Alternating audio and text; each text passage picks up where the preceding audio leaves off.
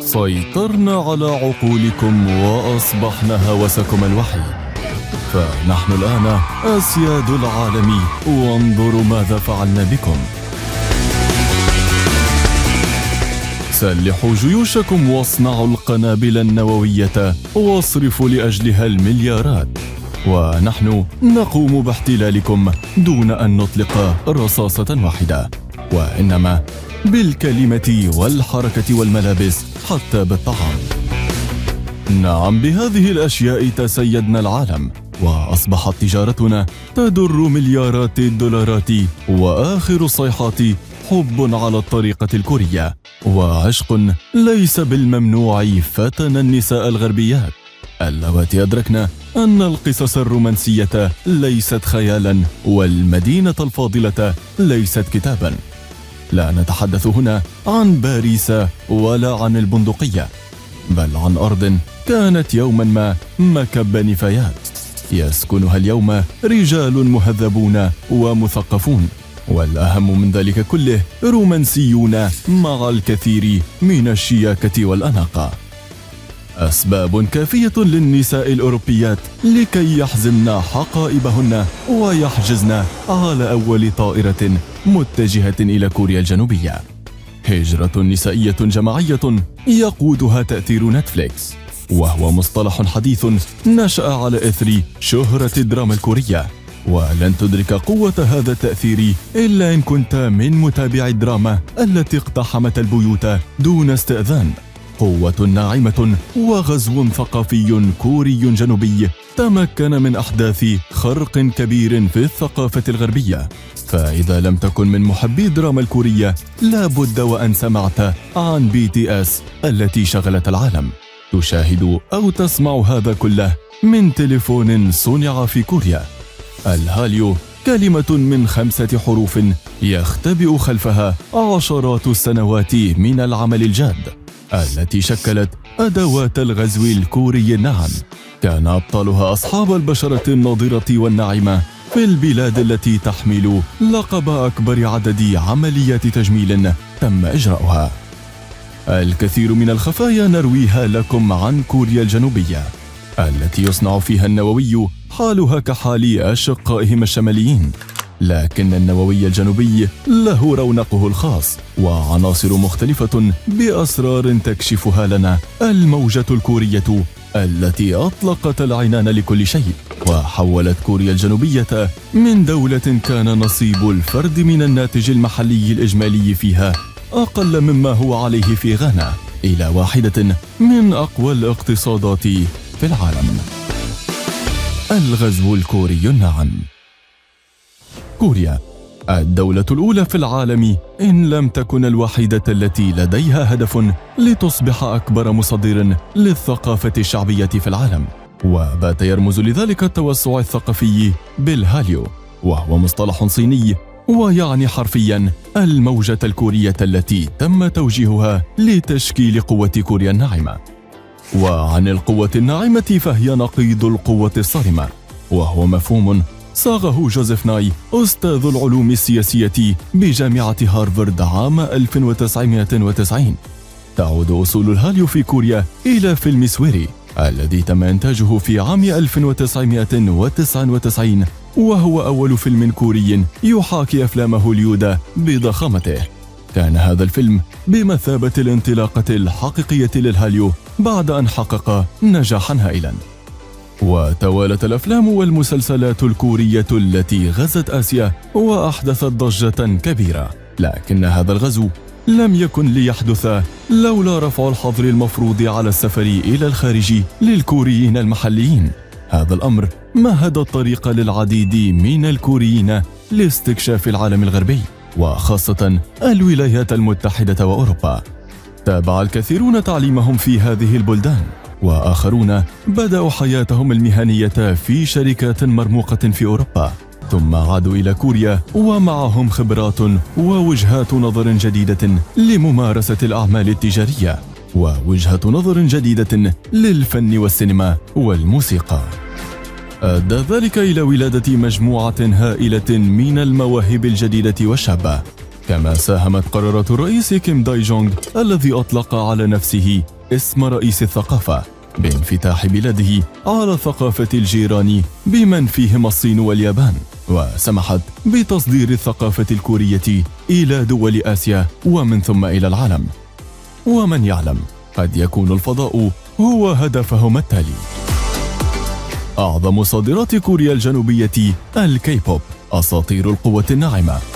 يكاد الواحد منهم بتأثيراته الثقافية يعادل تأثير دولة احتلت منطقة ما لعشرات السنوات. BTS ليسوا الوحيدين، لكنهم بالتأكيد هم الأفضل. صناعة الكي بوب في كوريا الجنوبية لم تكن وليدة اللحظة، وليست هي صدفة عابرة.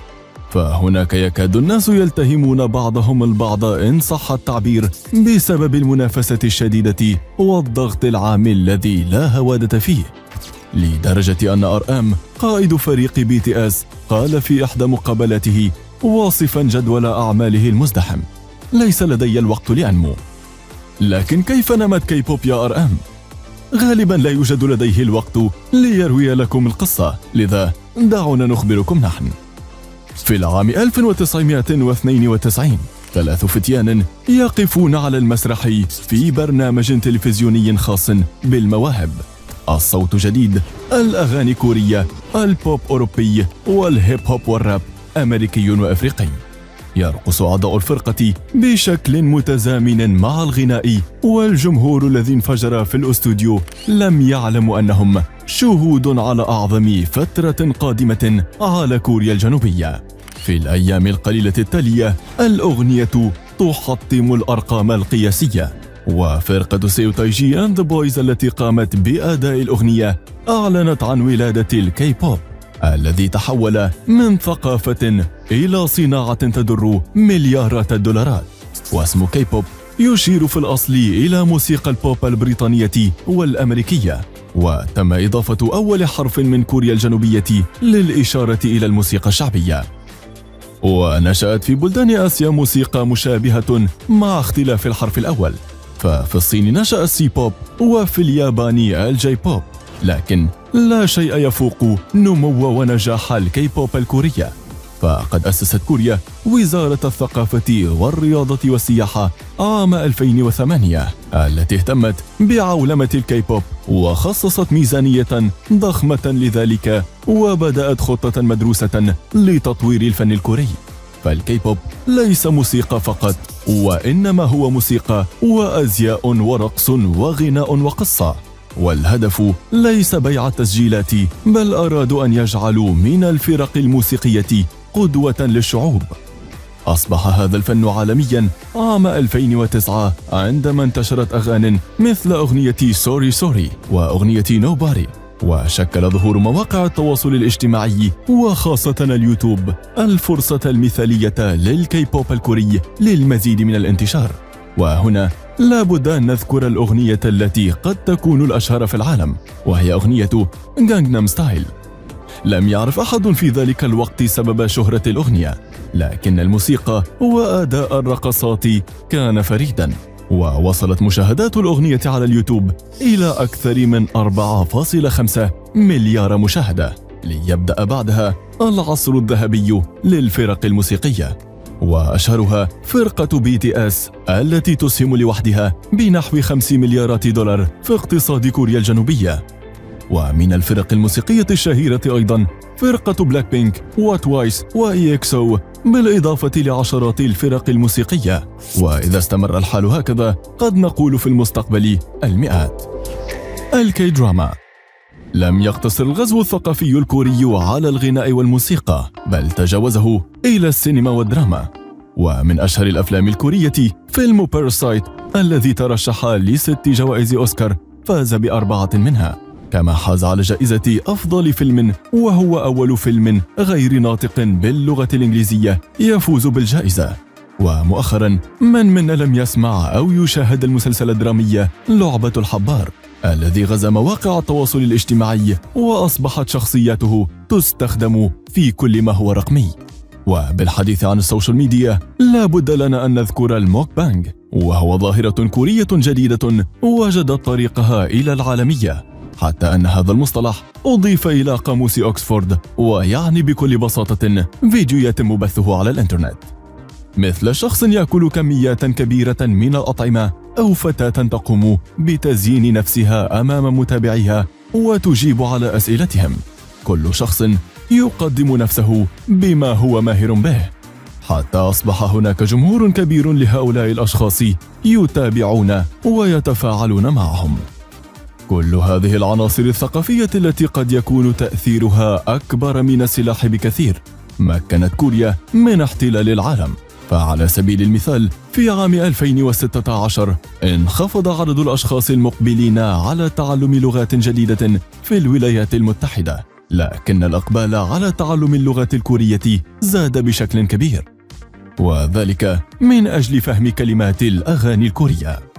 وتقوم كوريا سنويا بزيادة عدد معاهدها حول العالم لاستيعاب الأعداد الكبيرة من المتعلمين. ومع زيادة شعبية الدراما الكورية أسهمت الهاليو بنسبة تجاوزت 53% من السياحة القادمة إلى كوريا، وذلك للاطلاع على المواقع التي تم تصوير الأفلام والمسلسلات فيها. بحلول عام 2024 تنوي كوريا إنشاء مجمع خاص بالثقافة الكورية بإمكانه استضافة 170 حفلا موسيقيا سنويا، ويتوقع أن يجذب 20 مليون زائر ويخلق 240 ألف فرصة عمل. من هؤلاء الزوار قد يكون العدد الأكبر من النساء، لكن لماذا النساء دون غيرهن؟ في الحقيقة هن نساء وأوروبيات أيضا، هدفهن العثور على شريكهن المثالي الذين شاهدنا نموذجا عنه في الدراما. أطلقت مين جولي وهي باحثة أنثروبولوجية مقيمة في كوريا الجنوبية على هذه الحالة اسم تأثير نتفليكس، بعد أن لاحظت الباحثة نساء غربيات يسافرن إلى كوريا لأنهن انجذبن إلى شبابها الجميلين والرومانسيين، وأخذوا صورتهن هذه عن الكوريين من خلال العروض التلفزيونية الكورية. ففي عام 2005 زارت 2.3 مليون امرأة البلاد، ليرتفع هذا العدد إلى 10 ملايين امرأة في عام 2019 مقارنة ب 6.7 مليون رجل. جمال الرجال الكوريين ليس هو السبب الوحيد الذي جعل من النساء الغربيات يزحفن إلى كوريا، وإنما نتحدث هنا عن عادات رومانسية فريدة. الحب على الطريقة الكورية. كوريا قد تكون المكان الأنسب للعشاق مع القليل من القواعد الصارمة، ولعل أهم تلك القواعد هي المطابقة بين الطرفين، وتعني أن الشاب والفتاة يجب عليهما أن يلبسا ذات الملابس من الرأس إلى القدمين حتى الخواتم والإكسسوارات. وهناك أيضا مطاعم خاصة بالعشاق تقدم أطباقا معدة لشخصين. وإذا أردت أن تحب على الطريقة الكورية فكن جاهزا للاحتفال بذكرى الزواج كل 100 يوم، بالإضافة للاحتفال في عطلة نهاية الأسبوع وعيد اليوم الأبيض الذي يأتي بعد شهر واحد من عيد الحب. يقدم النساء الشوكولاتة في هذا العيد، ويرد الرجال بهدية من الحلوى أو المجوهرات. بالإضافة للعيد الأبيض يحتفل الكوريون في 14 من كل شهر، ولكل شهر اسم خاص فيه، مثل عيد الوردة الذي يقدمون فيه الورود ويعبرون عن حبهم بحركة يقومون بها بيدهم، وهي حركة قلب الإصبع، ويقومون بها من خلال تقاطع إبهام وسبابة إحدى اليدين لتشكيل قلب حب. ومن أغرب الهدايا التي يقدمونها في كوريا هي عمليات التجميل ومستحضرات التجميل، فكلا الأمرين أصبح من الصناعات الضخمة في البلاد. فامرأة من 3 نساء هناك خضعت لعملية تجميلية واحدة على الأقل. أيضا من شروط المواعدة أن يبقى الطرفان على اتصال دائم بدون انقطاع، فحجة انقطاع شبكة الإنترنت أو ضعفها حجة ضعيفة وقد تكون سببا في إنهاء العلاقة. لأن ذلك يعني أن الشخص الآخر لا يريد إكمال العلاقة، خاصة أن كوريا لديها واحدة من أقوى شبكات الاتصال في العالم. وبعد أن يجد الشخص شريكه المناسب في كوريا، فإن برج سيول هو المكان الأول المتوقع زيارته. فهناك يقوم الطرفان بوضع الأقفال على أشجار الحب، وذلك تيمنا ببقاء حبهم للأبد. وبعد الانتهاء ينتقلان إلى الطابق الثاني، حيث تتواجد بركة الأمنيات، حيث يقومان بإلقاء نقود معدنية بالبركة من أجل تحقق أمانيهم، وإحدى تلك الأماني أن تدوم علاقتهم إلى الأبد. هذه هي أهم تقاليد الحب الكورية، ولعلها أسباب كافية لهجرة النساء الغربية إلى هناك. وبالإضافة للحب والرومانسية والموسيقى، ما زال في جعبة الكوريين الكثير ليقدموه للعالم. المطبخ الكوري. يتميز المطبخ الكوري بتناغم النكهات مستخدما التوابل المخمرة، وتأتي شهرته من خلال إتقان موازنة التوابل القوية المستخدمة، ونال نصيبه من التطور الذي حصل في كوريا كما هو الحال في المجالات الأخرى. فبعدما أدخلت الموسيقى الكورية البوب الغربي وانفتحت على العالم، قرر المطبخ الكوري أيضا أن ينفتح على الأكل الغربي ويدخل تعديلات لتناسب جميع الأذواق، معتمدا على دراسات تجريها مراكز رسمية في جميع دول العالم لتحليل أنماط المستهلك. ولأن الثقافة الكورية خطة مدروسة، فقد ساهمت الفرق الموسيقية بالإضافة إلى الدراما بالترويج للأكلات الكورية التي ارتقت لتأثير الذوق العالمي. ففي عام 2021 أجرت كوريا استطلاعا عبر الإنترنت شمل 8,000 من السكان المحليين في 16 مدينة رئيسية في جميع أنحاء العالم. توصلت الدراسة إلى أن ما يقرب من 6 من كل 10 مشاركين على دراية بالطعام الكوري. وزادت قيمة صادرات الأطعمة الكورية لتسجل أكثر من 7 مليارات دولار في عام 2020، وهي نسبة تشهد زيادة بنسبة 7.7% سنوياً. أما عن أشهر المأكولات الكورية، الكيمتشي يأتي أولاً، فهو الصديق الحار المحبوب على كل مائدة كورية. يتم تحضيره عن طريق تمليح الملفوف المخمر وحفظه في طبقة من الفلفل والثوم والزنجبيل والبصل الأخضر، وهو نوع من المخللات. ويمكن أن يقدم الكيمتشي مع جميع الأكلات الكورية بما فيها طبق بيبيمباك أو الأرز المخلوط، الذي أتى في الدرجة الثانية من حيث الأهمية، واختير كواحد من أشهى 50 طعاما في العالم. ويعتبر الأرز واحدا من المكونات الهامة في المطبخ الكوري، حيث يرافق الكوريين في معظم أكلاتهم. هناك أيضا طبق بوغوغي، اللحم المشوي المتبل. يتألف الطبق من لحم مشوي بجانب شرائح البصل، ويضاف إليه معجون كثيف من الفلفل الأحمر الحار.